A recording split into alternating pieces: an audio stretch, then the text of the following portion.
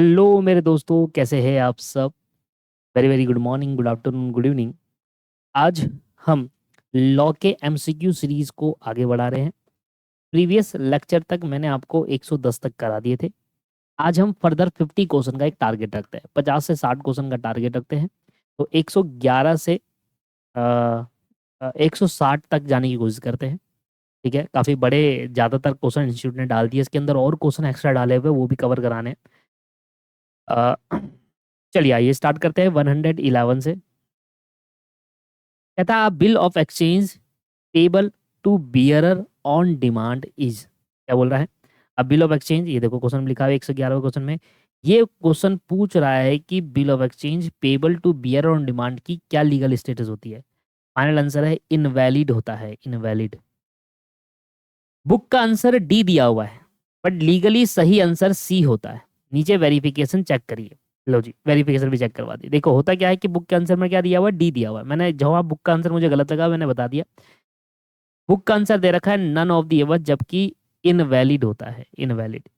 अब bill of exchange payable to bearer on demand is invalid. Example देखिए, Indian law जो कि negotiable instrument act है, उसका सेक्शन 31, 32 और आरबीआई एक्ट के हिसाब से no person other than RBI or government can draw a bearer instrument payable on demand.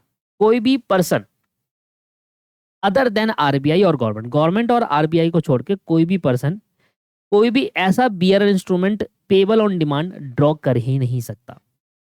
मतलब कोई भी बिल ऑफ एक्सचेंज अगर बियरर ऑन डिमांड बनाया गया है तो वो लीगली अलाउड ही नहीं है। ऐसे इंस्ट्रूमेंट इशू करना प्रोहिबिटेड है, इसलिए वो इनवैलिड होते हैं। चेक अलग होता है, चेक बियरर ऑन डिमांड हो सकता है पर बिल ऑफ एक्सचेंज नहीं हो सकता। चेक बियरर ऑन डिमांड हो सकता है पर बिल ऑफ एक्सचेंज नहीं हो सकता। तो bill of exchange bearer on demand नहीं हो सकता, इसलिए वो इनवैलिड है। चेक एक अलग चेक का एक मैटर अलग है, चेक एक अलग फीचर्स का रखता है, इसलिए चेक बियर ऑन डिमांड हो सकता है। मतलब चेक लेकर जाओ, आपको पैसा हाथ में मिल जाएगा। ठीक है सर, तो इसका आंसर क्या है, मेरे हिसाब से इसका आंसर नन ऑफ दिस है। ठीक है जी, मेरे हिसाब से इसका आंसर क्या है, none of. The term customer in relation to a banker means a person who keep with banker. क्या मतलब हुआ, अगला पॉइंट। ये क्वेश्चन पूछ रहा है कि बैंक के लिए कस्टमर कौन होता है। फाइनल आंसर क्या है, आइदर अकाउंट या इररिस्पेक्टिव ऑफ ड्यूरेशन।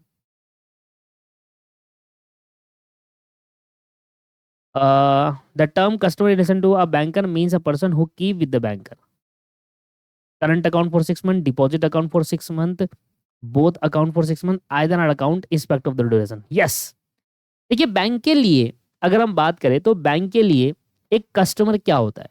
वो कस्टमर बैंक के लिए वो होता है जिसने कोई भी एक अकाउंट बैंक में ओपन करा रखा हो, irrespective of the duration.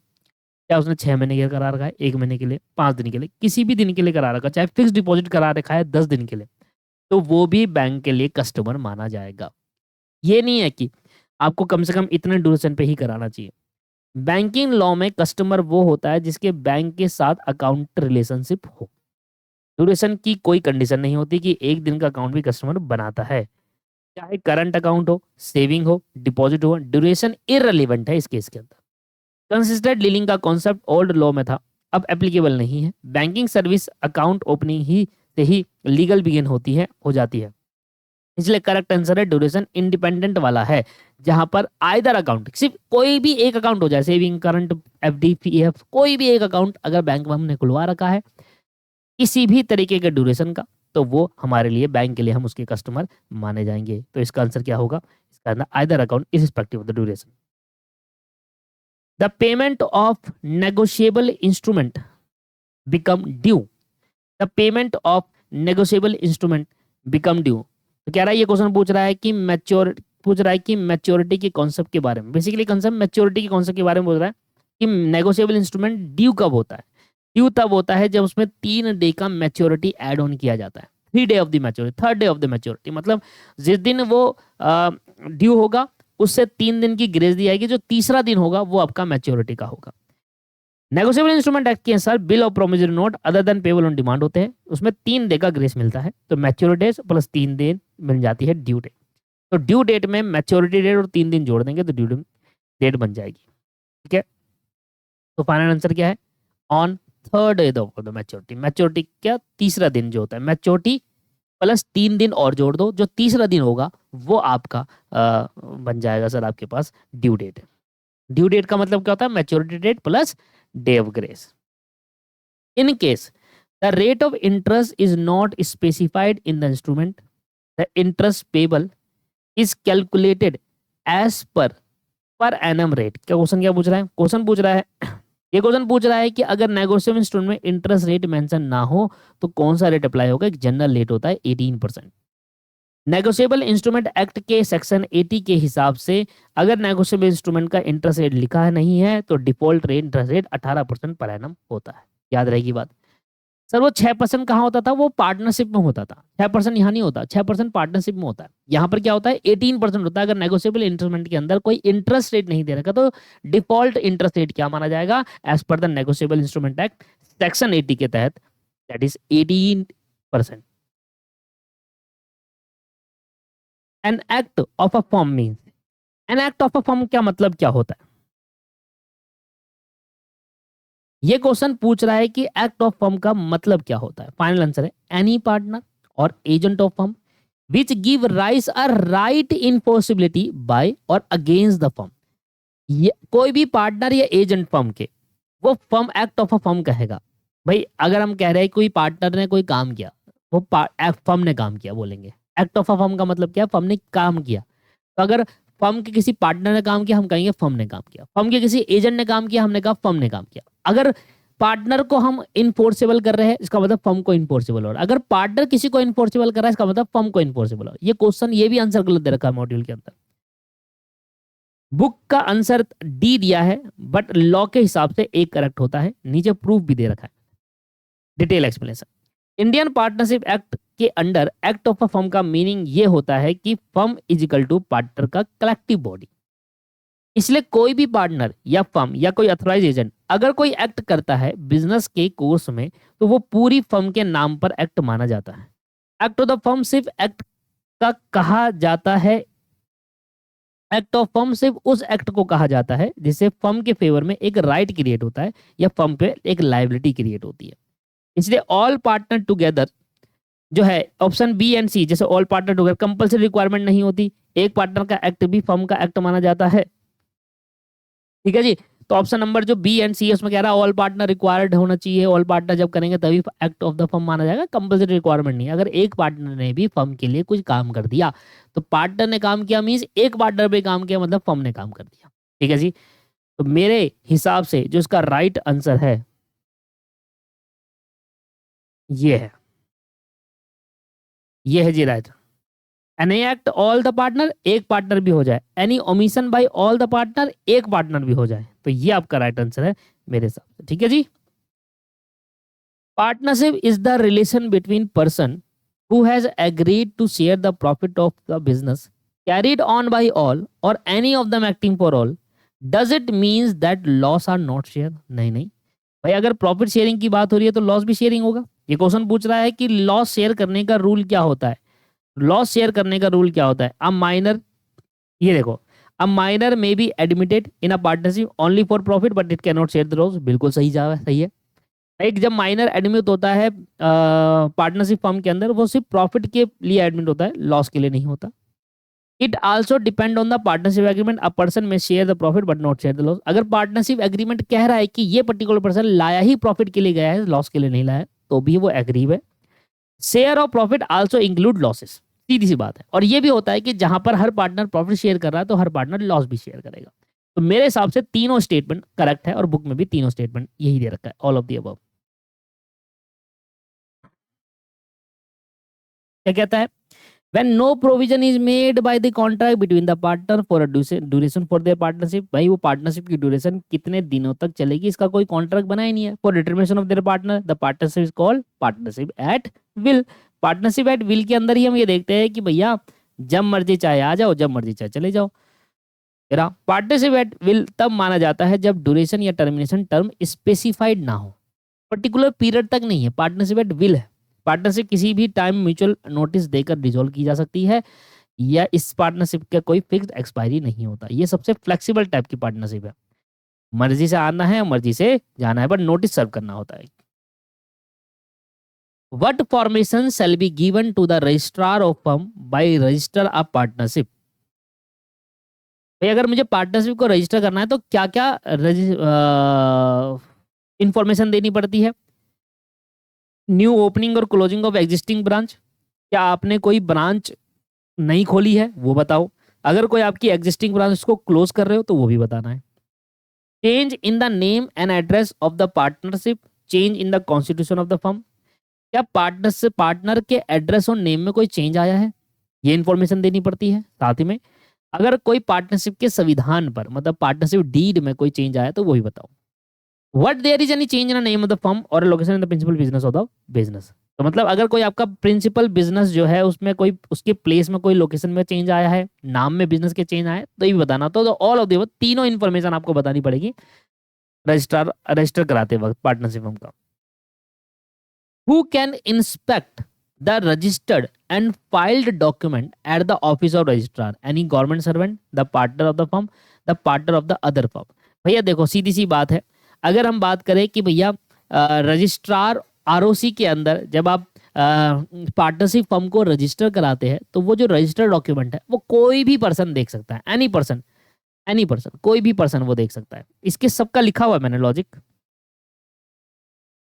Partnership act inspect करने को पब्लिक राइट बनता है, रिकॉर्ड पब्लिक डॉक्यूमेंट होते हैं, कोई भी उन्हें देख सकता है। पार्टनर गवर्नमेंट सर्वेंट तक रिस्ट्रिक्टेड नहीं है, पार्टनर या गवर्नमेंट सर्वेंट नहीं देखें, कोई भी देख सकता है। ठीक है।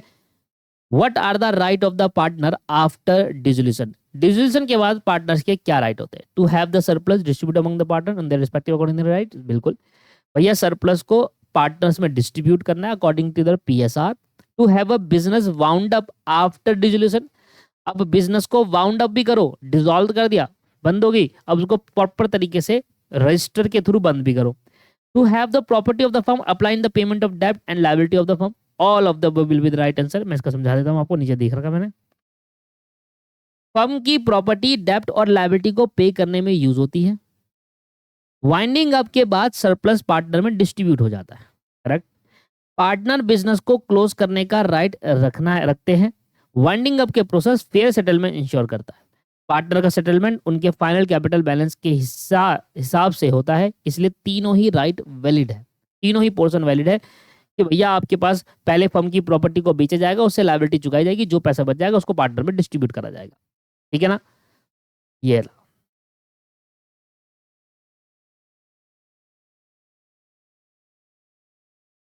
Where any member of the firm has die or otherwise ceases to be partner, partners ने स्टॉप कर दिया है, and surviving or continuing partner carrying on the business of the firm with the property of the firm without any final settlement of the account as between them the outgoing partner or his state, then in the absence of the contract of the contrary the outgoing partner or his state is entitled at the option of himself or his representative to such share of the profit made since he ceases to be a partner as may be attributable to the use of his share of the property of the firm or interest at the rate of the amount of the property of the firm। Simple, इतना बड़ा नहीं पढ़ना आपको। देखो क्या कह रहा है, ये क्वेश्चन पूछ रहा है, मैंने उसको बड़ा सिंपल वे में लिख दिया है यहाँ पर। ये क्वेश्चन पूछ रहा है कि आउटगोइंग पार्टनर प्रॉफिट ना मिले तो इंटरेस्ट किस रेट पर मिलता है। आउटगोइंग पार्टनर जो पार्टनर जा रहा है अगर उसको प्रॉफिट नहीं मिलता ना तो फिर उसको इंटरेस्ट मिलेगा, वो किस रेट पे मिलेगा? 6% के रेट पर।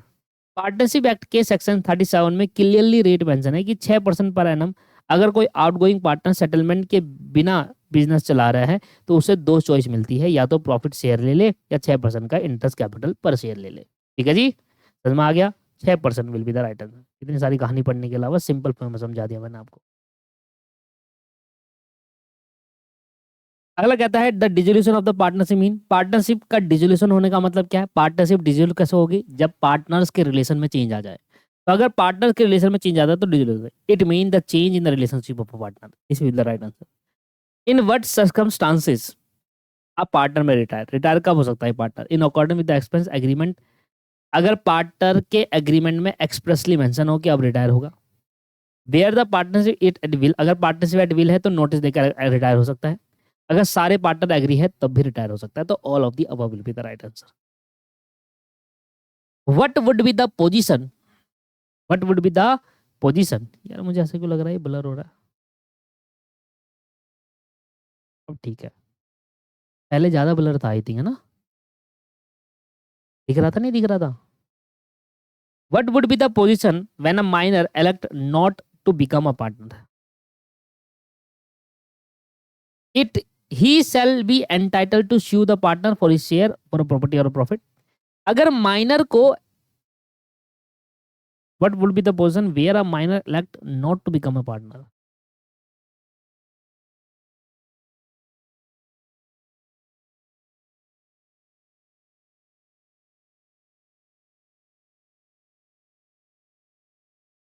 ये क्वेश्चन पूछ रहा है कि माइनर के रिफ्यूजल के बाद उसके राइट क्या होते हैं।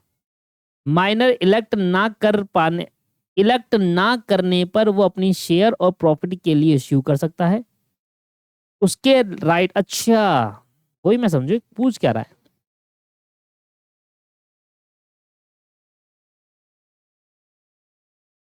Minor, where a minor elect not to become a partner. अब देखिए इसका मतलब समझो पहले तो, where a minor elect not to become a partner थोड़ा मुश्किल मतलब है। देखिए होता क्या है कि जब भी कोई माइनर को पार्टनर बना दिया जाता है तो एक दिन ऐसा आएगा कि वो मेजर बन जाएगा, राइट? जब वो मेजर बन जाएगा तो उसके पास एक ऑप्शन होता है कि तुम भाई पार्टनर बने रहना चाहते हो या पार्टनर नहीं बने रहना चाहते हो। तो हमारा जो क्वेश्चन पूछ रहा है वो ये है कि जब वो मेजर बन जाएगा तो जब उसके पास ऑप्शन होंगे तो वो पार्टनर नहीं बनना चाहता तो उसके पोजीशन या उसके राइट्स एंड लाइबिलिटी ड्यूटीज क्या होगी, ये पूछ रहा है। वेयर अ माइनर इलेक्ट, उसने इलेक्ट करा कि मैं पार्टनर नहीं बनना चाहता भाई, मैं मेजर हो गया, अब मैं पार्टनर नहीं बनना चाहता, अब मेरी पोजीशन क्या है। He shall be entitled to sue the partner for the share of the property and profit. वो बाकी पार्टनर पे केस कर सकता है अगर उसके शेयर उसको नहीं मिल रहा, उसका हिस्सेदारी उसको नहीं मिल रहा प्रॉफिट और प्रॉपर्टी पर। तो his right and liability shall continue to those of the minor under the section up to the date of the which he give the public notice। कहता है उसके right and liability election date तक minor जैसे ही रहते हैं। जब तक इलेक्शन डेट नहीं आती, जब वो इलेक्ट करेगा तब तक उसके राइट माइनर जैसे होते हैं। नोटिस के बाद ही उसकी शेयर फर्म के फ्यूचर एक्ट के लिए लाइबल नहीं होती, नोटिस देने पड़ेगा तब नहीं होगा, ये भी करेक्ट स्टेटमेंट है। His share shall not be liable for any act of the firm doing after date of the name. His share shall not be liable of any act of the firm doing after the date of the notice के बाद अब उसका कोई भी हिस्सेदारी उस partnership firm के अंदर नहीं है। तीनों स्टेटमेंट भी इधर है। लॉ माइनर के प्रोटेक्ट करता है और ऑप्टिमल प्रेफरेंस पार्टनरशिप देता है। माइनर का डिसीजन पब्लिक नोटिस को इफेक्ट होता है, इसलिए तीनों स्टेटमेंट सही है। ऑल होती है। The maximum number of partner in a firm carrying on banking business can not exceed 10। 10 से बैंकिंग बिजनेस से ज्यादा एक्सीड नहीं कर सकते पार्टनर। मैक्सिमम पार्टनर 10 होते हैं। नॉन बैंकिंग बिजनेस के लिए लिमिट है 20 और बैंकिंग के लिए बिजनेस के लिए लिमिट है 10। There is no provision in a partnership deed regarding the duration of a partnership. अगर पार्टनरशिप डीड के अंदर कोई भी प्रोविजन नहीं है कि क्या ड्यूरेशन होगा, वो पार्टनरशिप एट विल कहलाएगी। दो दो बार रिपीट हो रहा है। Registration of a firm under partnership act 1932। Partnership act 1932 के तहत रजिस्ट्रेशन ऑफ फर्म जरूरी होता है क्या, ऑप्शनल है, क्या है, नॉट नेसेसरी, जरूरी नहीं है। आप पार्टनरशिप फर्म को रजिस्टर कराना जरूरी नहीं, आप पार्टनरशिप फर्म बोलो चलते रहो। अ नॉमिनल पार्टनर इज कौन होता है, liable for dept of the firm, not liable for dept, liable for dept of the firm. Nominal partner कौन होते हैं, जो डेप्ट के लिए लाइबल होते हैं।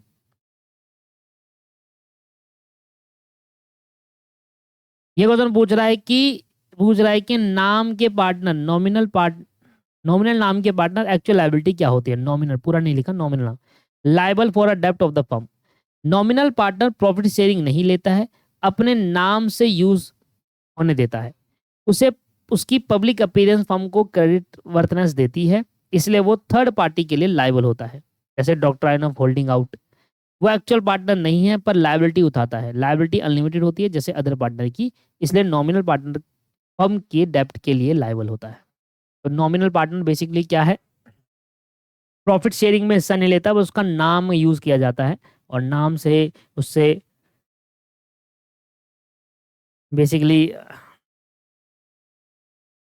बेसिकली नॉमिनल पार्टनर वो पार्टनर होते हैं जहां पर आप उस पार्टनर का नाम यूज करके, उस पार्टनर की रेपुटेशन यूज करके क्रेडिबिलिटी इंक्रीज करना चाहते हो कि भैया देखो ये पार्टनर है, ये अच्छा खासा नाम है। जैसे कि आपने मुकेश अंबानी को पार्टनर बना लिया, अब किसी भी बैंक पे जाओगे भैया मेरा पार्टनर है मुकेश अंबानी, और आराम से ऐसे छुट्टे नोट दे देगा भैया बड़े लोग है ना, ये तो नॉमिनल पार्टनर कहलाता है। पर वो फर्म के लिए डेब्ट के लिए लायबल होता है भैया, क्योंकि वो उसी के नाम पे तो फर्म लोन वगैरह ले सकती है, उसी के नाम से तो मतलब उसका यूज करती है उसका नाम। If a minor choose to become a partner on attaining the age of the majority, majority के बाद उसके बाद दो ऑप्शन होते हैं, या तो माइनर चुन ले या तो पार्टनर ना बने या वो पार्टनर बन जाए। He will liable for the डेब्ट of the firm from the date of his attaining the majority. अब आपसे क्वेश्चन ये पूछ रहा है कि जब जब माइनर मेजर बन जाएगा तो वो अब अगर माइनर पार्टनर चुनना चाहता है, पार्टनर बनना चाहता है, तो उसकी लायबिलिटी किस डेट से स्टार्ट होगी? From the date of the admission to benefit to the partnership. जिस दिन उसका एडमिशन होगा एज ए पार्टनर, क्योंकि वो माइनर पार्टनर था, अब वो मेजर पार्टनर में जिस दिन एडमिशन होगा उस दिन से उसकी लायबिलिटी या उसको बेनिफिट वगैरह सब मिलेंगे।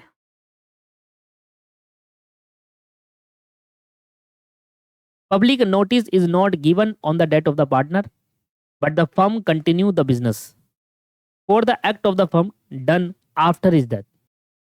कह रहा है किसी पार्टनर की डेथ हो गई थी जिससे पब्लिक को नोटिस नहीं दिया गया, बट फर्म ने अपने बिजनेस को कंटिन्यू रखा for the act of the firm done after his death. और ये काम उसके डेथ के बाद फर्म ने कंटिन्यू रखा, जो भी काम उसने करे, मतलब उस पार्टनर की डेथ के बाद उसने कोई पब्लिक नोटिस नहीं दिया, किसने? फर्म ने। और फर्म ने कोई पब्लिक नोटिस नहीं दिया और उसके डेथ के बाद जो भी काम किए जा रहे हैं उसके लिए अब वो डिजीज पार्टनर, जो फर्म जो पार्टनर मर गया है उसका जो डिजीज पर्सन होगा वो लाइबल नहीं होगा फिर, है ना। मान लीजिए कोई पार्टनर, उसका डिजीज पर्सन मैं हूँ, उस पार्टनर के मरने के बाद आपने कोई पब्लिक नोटिस दिया नहीं, आप फर्म है, अब उसके बाद आप काम करे जा रहे हो, आपने बहुत सारे एक्ट कर दिया, अब उसके लिए मैं लायबल नहीं हूँ भाई। पार्टनर मर गया, आप खत्म करो, उसके हिस्सा दो और खत्म करो। अब काम करे जा रहे हो बिना बताए, ठीक है। जनता तो जानती है ना कि सारे पार्टनर है, बताओ पब्लिक को नोटिस देकर। तो उसकी state of the disease partner,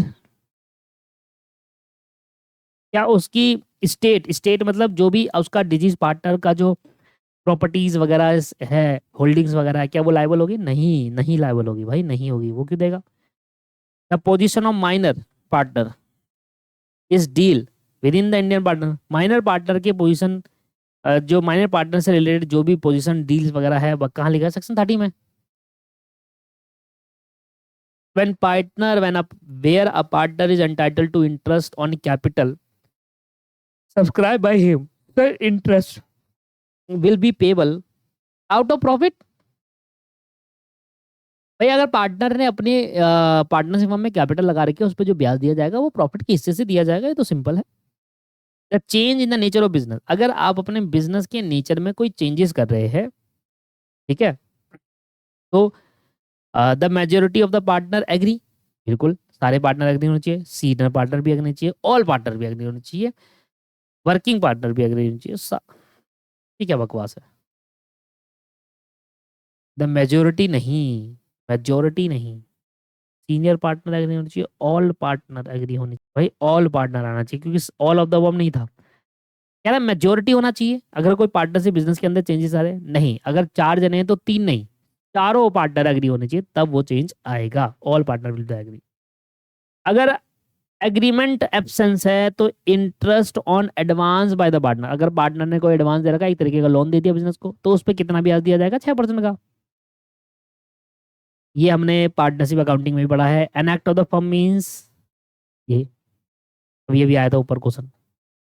partnership is the relation between person who has agreed to share the profit और business carried.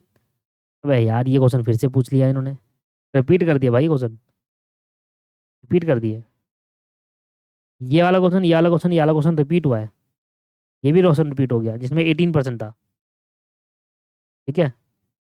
Resolution of firm का मतलब क्या होता है? रिलेशनशिप में चेंज आ जाए तो, ये भी देखो रिपीट हो गया। पार्टनर, अब पार्टनर में रिटायर कब पार्टनर होगा, ये भी क्वेश्चन चेंज होगा, ऑल ऑफ दी अबव।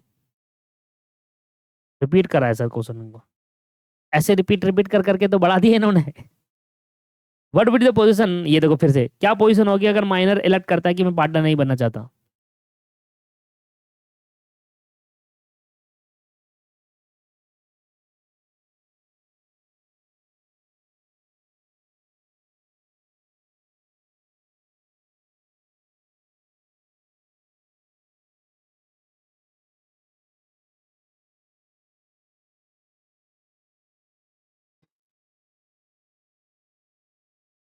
यहां से अलग है। After a partner death the business continue in a old firm name. Partner के डेथ होने के बाद बिजनेस को ओल्ड फर्म के नेम से कंटिन्यू करा गया। Whether he legal disease are,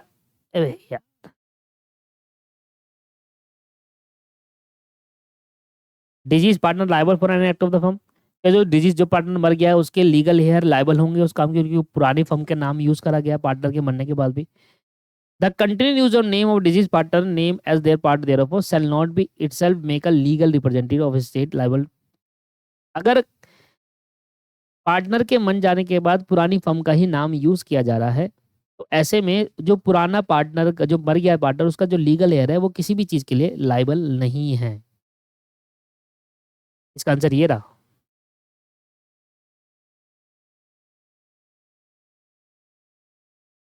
shall not of itself make his legal representative of state liable, shall not liable for any act of the firm done after his death। ठीक है ना, अभी हमने बात करी थी इसके बारे में, थोड़ा सा डिफरेंट वे में घुमा के दे दिया। भाई पार्टनर के मर जाने के बाद अगर आप उसका पुराना पार्टनरशिप का पुराना नाम यूज कर रहे हो तब भी उसका डिजीज पार्टनर का जो लीगल हेयर है वो लाइबल नहीं होगा। अगर पब्लिक नोटिस नहीं दिया उसके मरने का फिर भी आप उसका यूज, पब्लिक नोटिस नहीं दे रहा कि पार्टनर डेथ हो गया, कुछ नहीं बोला आपने, साइलेंट हो और आप काम करे जा रहे हो, तब भी लीगल हेयर डिजीज पार्टनर का एप्लीकेबल नहीं होगा। उसकी डेथ के बाद जो भी काम किया वो डेथ से पहले का है वो सब के लिए लाइबल है, पर डेथ के बाद का कोई भी लाइबिलिटी राइज नहीं होगी। द पार्टनर इन फर्म में by the contract between the partner restricted in the implied authority of any partner extend the implied authority of any partner both A and B will be the right answer। इसका मैं समझा देता हूँ आपको।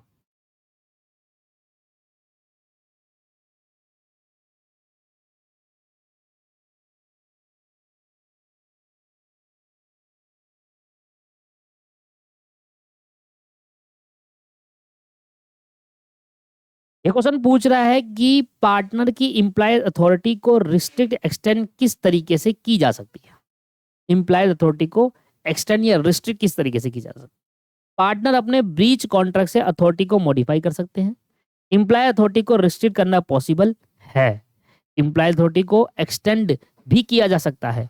यह modification third party के लिए भी बाइंडिंग हो सकता है अगर नोटिस हो। पार्टनरशिप म्यूचुअल एग्रीमेंट से प्रिंसिपल पर डिपेंड है, इसलिए दोनों रिस्ट्रिक्शन और एक्सटेंशन लीगली अलाउड है। तो पार्टनर की इम्प्लाइड अथॉरिटी को एक्सटेंड भी कर सकते हैं और रिस्ट्रिक्ट भी कर सकते हैं, इसलिए both A and B will be the right answer. ठीक है।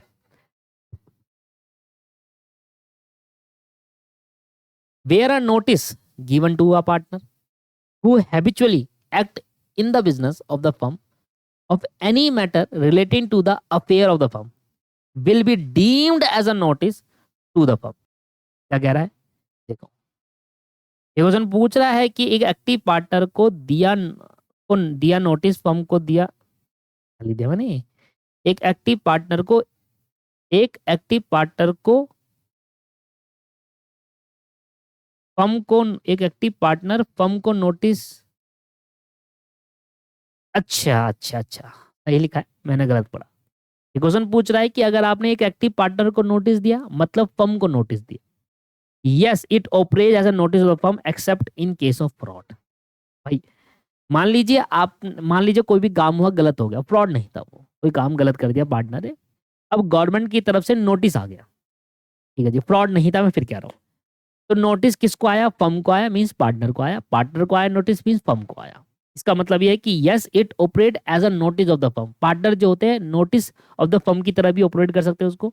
अगर आप पार्टनर को नोटिस दे रहे हो इसका मतलब फर्म को दे दिया, फर्म को दे रहे हो पार्टनर को दे दिया। But in case of fraud अगर पार्टनर फ्रॉड करता है तो फिर फर्म बीच में नहीं आएगी, पार्टनर को ही पकड़ा जाएगा, फर्म पे कोई भी नहीं आएगा, क्योंकि फ्रॉड करा है भाई, फर्म को क्या पता, फर्म तो एक लीगल एंटिटी है। ठीक है ना।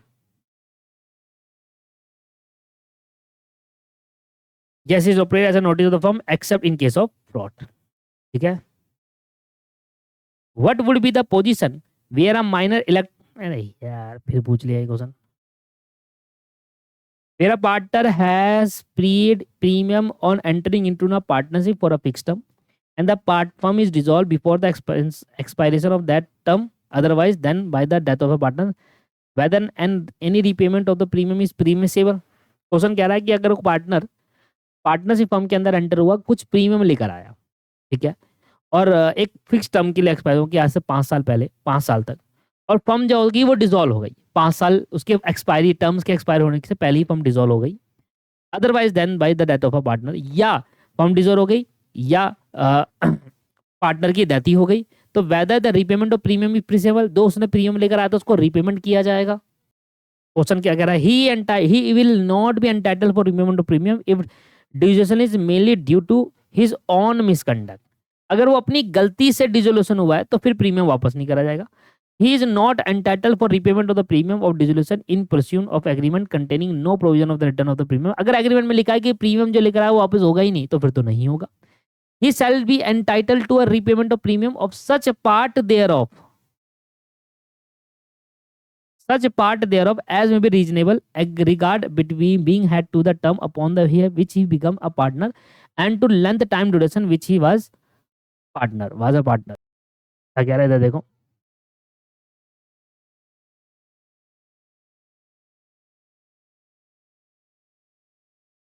अगर पार्टनर मिस, पहला पॉइंट है ये, अगर पार्टनर मिसकंडक्ट से डिसोल्यूशन हुआ तो रिफंड नहीं मिलेगा, जो प्रीमियम लेकर आया था रिफंड नहीं मिलेगा। अगर डीड में रिफंड क्लॉज ही ना हो तो रिफंड देना जरूरी नहीं है, ठीक है जी। दूसरा, तीसरा, बाकी केस में रीजनेबल रिफंड दिया जाता है, टाइम सर्व और कॉन्ट्रैक्ट टर्म के बेसिस पर रिफंड कैलकुलेट होता है। लॉ फेयर एंड इंश्योर कहता है कि डिविजन सिचुएशन में इसलिए तीनों स्टेटमेंट लॉ के मुताबिक सही है। भाई देखो, अगर आपकी पार्टनर की मिसकंडक्ट की वजह से हुआ है, जिस पार्टनर ने प्रीमियम दिया था उसकी मिसकंडक्ट से हुआ है डिविजन, तो फिर तो रिफंड नहीं मिलेगा। दूसरा, अगर पार्टनरशिप डीड में ही रिफंड के बारे में कोई प्रोविजन है ही नहीं तो फिर रिफंड मिलेगा ही नहीं, डिफॉल्ट कहता है। और तीसरा, रिफंड मिलेगा on the basis of contract, जो उसने टर्म्स सर्व जो करा और कॉन्ट्रैक्ट टर्म उसके प्रपोर्शनेट पे रिफंड कैलकुलेट करके दिया जाएगा। तीसरा, तीनों स्टेटमेंट सही है, all of the above will be right answer. Whether a partner after dissolve the partnership firm carry on the business in erstwhile business name of the firm, whether a partner after dissolution of the partnership, अगर कोई partner partnership firm के dissolve होने के बाद business carry करता है उसी name से, यही बोल रहा है क्या, पता नहीं, एक वर्ड से लिखा हुआ है। हाँ मैंने सही पढ़ा है। ये क्वेश्चन पूछ रहा है कि डिसोल्यूशन के बाद फर्म का पुराना बिजनेस का नेम कौन यूज कर सकता है।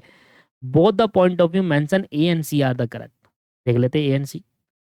He can use the business name of dissolve firm name if he brought the goodwill of the firm, बिल्कुल सही जवाब है। अगर आप उस पुराने बिजनेस की गुडविल खरीद लेते हो तो आप उसका नाम यूज कर सकते हो। He can't use the business name for dissolve the firm, वो बिजनेस फर्म का नाम यूज ही नहीं कर सकता, नहीं कर सकता है। पहले वाले केस में कर सकता है। He can use the business name of the dissolve firm provided there was a contract between the partner of the dissolve firm.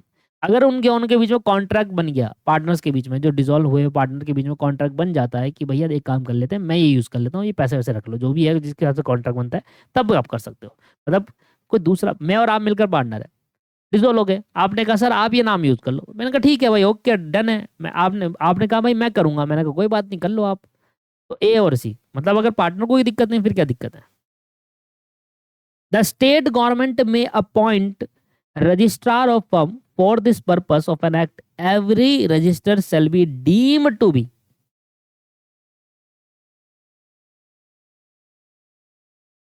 ये क्वेश्चन पूछ रहा है कि रजिस्ट्रार की लीगल क्लैरिफिकेशन क्या होती है। इंडियन पार्टनरशिप एक्ट के तहत रजिस्ट्रार को पब्लिक सर्वेंट डिक्लेयर किया जाता है। सेक्शन 21 आईपीसी पब्लिक सर्वेंट की लीगल डेफिनेशन देता है। रजिस्ट्रार का काम ऑफिशियल पब्लिक ड्यूटी होती है। इस उस इसे उनके एक्ट पैनल प्रोटेक्शन और रिस्पॉन्सिबिलिटी का स्कोप में आता है। ये पोजीशन गवर्नमेंट एम्प्लॉय के बराबर नहीं बट एक लीगल स्टेट पब्लिक सर्वेंट होता है। बेसिकली जो रजिस्ट्रार होता है वो एक पब्लिक सर्वेंट होता है, कहने का पर्पज ये है। और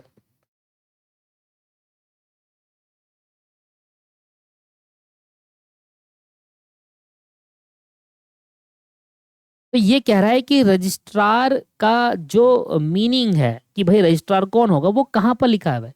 रजिस्ट्रार एक पब्लिक सर्वेंट होगा within the meaning of section 21 of the Indian penal code में लिखा हुआ है। ये तो मैंने लिख दिया था यहाँ पर कि इंडियन पेनल कोड के सेक्शन 21 के अंदर बताता है कि रजिस्ट्रार जो होता है वो एक पब्लिक सर्वेंट होता है। ठीक है सर, तो यही बता रहा था इसके अंदर।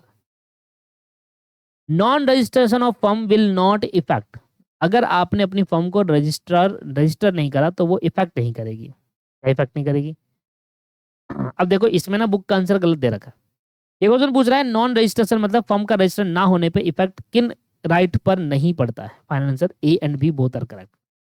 लेकिन बुक का आंसर बी दिया है, बुक का आंसर गलत है। कैसे? Partnership act section 69 clearly 3 exception देता है जिसमें नॉन रजिस्ट्रेशन का कोई भी इफेक्ट नहीं पड़ता। पहला, पार्टनर का right to sue for dissolution, account of dissolution firm, share of property of dissolution firm, यानी ए 100% करेक्ट है। ए क्या बोल रहा है?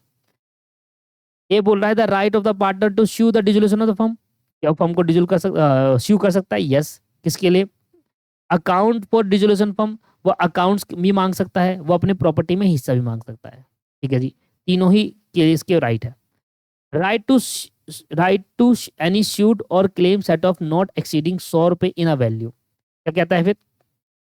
कहता है सेट ऑफ और सूट नॉट एक्सीडिंग 100 रुपए, यानी बी ऑप्शन भी करेक्ट है। अगर आपके पास 100 रुपए से ज्यादा वैल्यू का आपको सेटलमेंट नहीं मिला, मान लो 120 रुपए का आपका सेटलमेंट था जो कि फर्म ने नहीं दिया, तो आप उसके लिए स्यू कर सकते हो। पर अगर 100 से कम है, 99 है, तो फिर केस 99 रुपए के भी केस करोगे या 100 से ज्यादा होगा तो ही केस कर सकते हो। तो एक मिनट, उल्टा पढ़ दिया। The right to any suit or claim of set off not exceeding 100 in a value.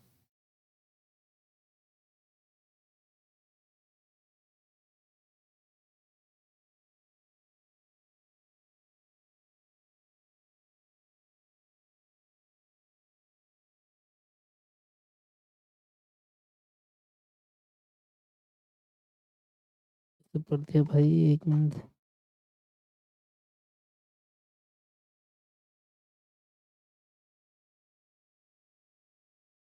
The right to any suit or claim of set off, right to any suit or claim of set off not exceeding ₹100 in a value.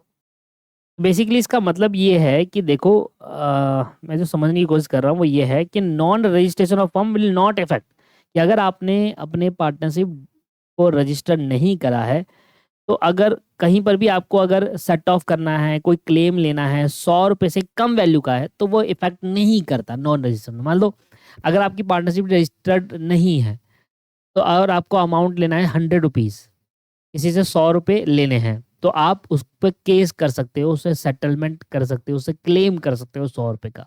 वो allowed है अगर आपकी partnership deed registered नहीं है तो।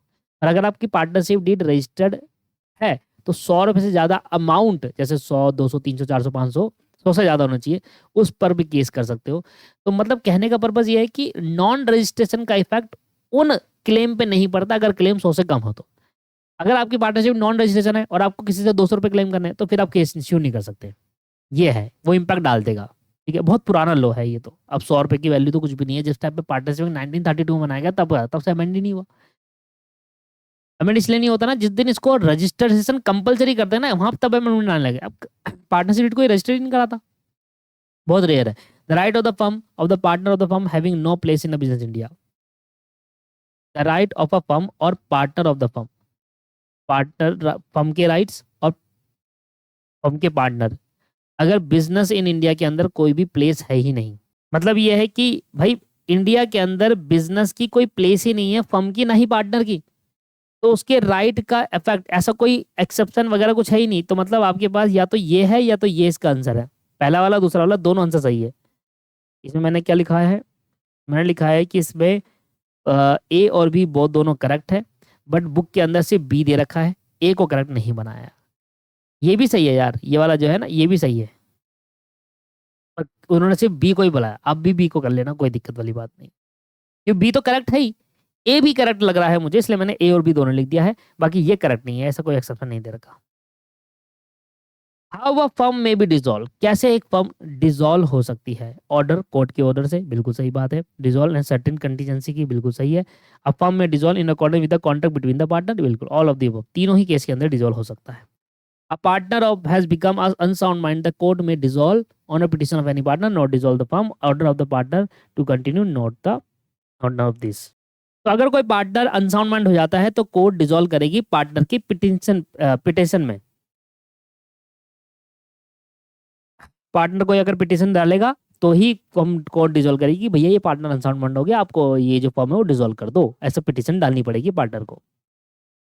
If the asset of the firm are insufficient to discharge the debt and the liability of the firm, the partner shall be bear the deficiency in a profit sharing ratio, in a capital ratio equal or determined by the court। क्या कहता है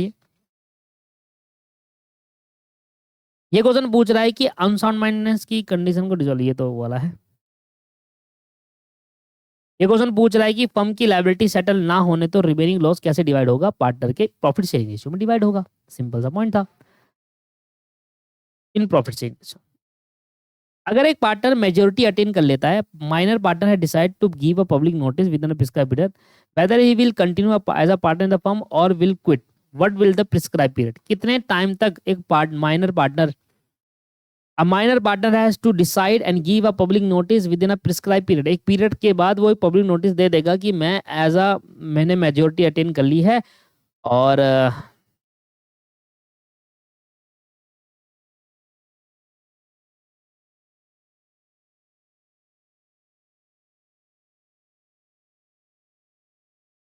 ऑनेटिंग अभी minor major हो गया। The minor has to decide, minor को decide करना है और फिर पब्लिक नोटिस भी देना एक पीरियड, प्रिस्क्राइब पीरियड तक, कि वो आगे कंटिन्यू करना चाहता है एज अ पार्टनरशिप फर्म को या नहीं करना चाहता। अच्छा ये है, तो वो प्रिस्क्राइब पीरियड क्या होगा, सही बोल रहा है, ठीक है। देखो ये सब ये क्या कहने की कोशिश कर रहा है, ये कहने की कोशिश कर रहा है कि भैया एक पार्टनर है, ठीक है, वो माइनर था, अब वो मेजर हो गया, अब वो उसके पास ऑप्शन है कि वो आगे पार्टनरशिप को कंटिन्यू करना चाहता है या नहीं करना चाहता। तो भैया एक प्रिस्क्राइब पीरियड होगा, इस पीरियड के अंदर अंदर आपको ये डिसाइड करना होता है। तो वो प्रिस्क्राइब पीरियड क्या है, कितने महीने है वो देख लो। विद इन 6 months of attaining the majority or obtaining knowledge whichever is later. 6 महीने के अंदर अंदर आपको ये डिसाइड करना होगा उस माइनर पार्टनर जो मेजर बन गया है कि भैया मुझे आगे एक पार्टनर बनना है, कंटिन्यू रखना है या नहीं करना है, क्योंकि बहुत सारे लीगल ऑब्लिगेशन आ जाएगी 6 महीने के अंदर, विद इन 6 months of his maintaining the majority. In which condition a person may deemed as a partner by estoppel or holding out? ऐसी कौन सी कंडीशन है जहां पर पार्टनर क्या होता है, वो deemed as a partner by estoppel बन जाता है या पार्टनर बाय होल्डिंग आउट बन जाता है। When he by his conduct represent himself to a partner, जब वो अपने आप को एज अ पार्टनर रिप्रेजेंट कर रहा है तब बन जाएगा। When knowingly permit himself to be represent to be partner in a firm, वो जानता है कि मैं अपने आप को एज अ पार्टनर रिप्रेजेंट कर रहा हूं अभी। When he expressly by the word and spoken letter other partner, और वो लिख कर भी बता रहा है। All of the above. भाई एक पार्टनर कब अपने आप को पार्टनर बाय स्टॉपल या होल्डिंग आउट कर गया, उसने कोई कंडक्ट कर दिया एज अ पार्टनर, उसने लिख कर या बोलकर बता दिया, या उसने अपने आप को वो जानता है, वो अपने आप को परमिट कर रहा है कि मैं एज अ पार्टनर की तरह काम कर रहा हूँ, रिप्रेजेंट कर रहा हूँ। तो तीनों ही केस के अंदर वो पार्टनर बाय स्टॉपल या फिर होल्डिंग आउट बन जाएगा। बस एलएलपी से हम अपनी नेक्स्ट क्लास में करेंगे। आज के लिए ये 2 क्वेश्चन और करते हैं पार्टनरशिप, फिर एलएलपी हम नेक्स्ट क्लास से करेंगे। मैसेट XYZ एक पार्टनरशिप फर्म है। XYZ आर पार्टनर है during a course of business travel. Partner x ने रिकवर करा 15,000 रुपये in cash from the debtor and the firm and credit in his personal bank account. ओहो हो, पर्सनल में क्यों डाल दिया भाई, पार्टनरशिप फर्म में डालना चाहिए था। The act of x will amounting, अब एक्स ने जो काम किया ये अपने पर्सनल बैंक अकाउंट में डाल दिया 15,000 रुपये, तो ये काम एक्स ने जो किया वो क्या है। After utilizing the amount few day by return back the money, नहीं, नथिंग रॉन्ग इन इट, गलत ही गलत है भैया। ये रहा misappropriation the fund of the firm, firm का फंड का मिस अप्रोप्रिएट करा है और utilize of the same for personal gain, और पर्सनल गेन के लिए उसको यूज भी करा है भाई। ये बिल्कुल राइट आंसर है, अपने पर्सनल अकाउंट में डाल रहा भाई। What is the liability of the retiring partner after the date of the his retirement, retirement के बाद रिटायरिंग पार्टनर की क्या लायबिलिटी बन जाती है। He and the partner continue to be liable partner to the third party for any act done by any of them which would have been act of the firm if done before the retirement until the public notice has been given to the retirement। अगर retirement से पहले उसने जो भी काम करा उस चीज के लिए वो लायबल होगा, जब तक वो रिटायरमेंट का एक पब्लिक नोटिस ना इशू कर दे, उससे पहले जितने भी उसने काम किए होंगे, एक्ट करे होंगे या उसके साथ किसी के साथ करे होंगे, वो सब के लिए वो लाइबल रहने वाला है। ठीक है जी। अब यहाँ से 158 से आज का जो टारगेट है हमारा, वो हमने कंप्लीट कर लिया। वैसे तो कराने को तो मैं ये भी करा दूं। 158 से अब हम 200 पर जाएंगे।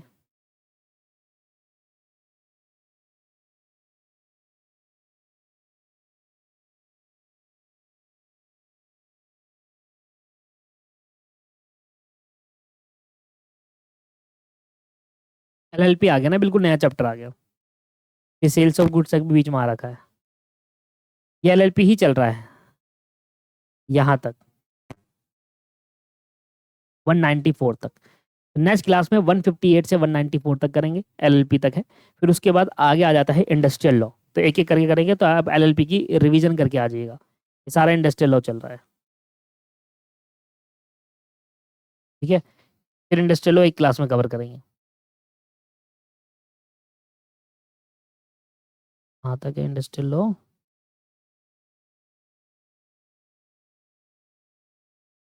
इंडिपेंडेंट डायरेक्टर आ गया यहाँ पर, डायरेक्टर, कंपनी लॉ आ गया, ये रहा।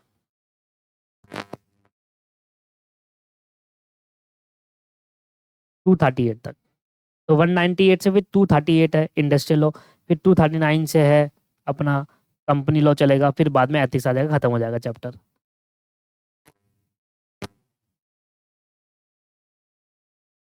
और क्वेश्चन बाद में ऐड हुए हैं इसके अंदर, और क्वेश्चन बाद में फिर से ऐड करे इंस्टीट्यूट ने इसके अंदर। पहले पता है कहाँ तक था ये?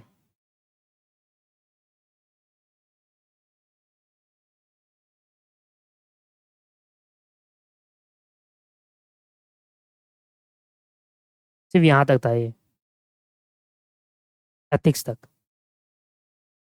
यहाँ तक 268 तक था सर पहले। पहले मैं आपको 268 तक कराता हूँ। ठीक है, उसके बाद डिसाइड करेंगे कि आगे कब करना है। क्योंकि देखो रीजन क्या है ना, अभी मुझे आपको कॉस्ट कॉस्ट का भी कराना है। यहाँ तक तो मैंने पूरे आपको एथिक्स करा दिया, फिर और है ये। ठीक है, इसको मैं कराऊंगा कॉस्ट के बाद। फिर कॉस्ट भी कराना है ना सर, पेपर पास आ रहा है, कॉस्टिंग करना है, इसको भी करा देंगे, कोई दिक्कत नहीं, कराऊंगा मैं सारे ही।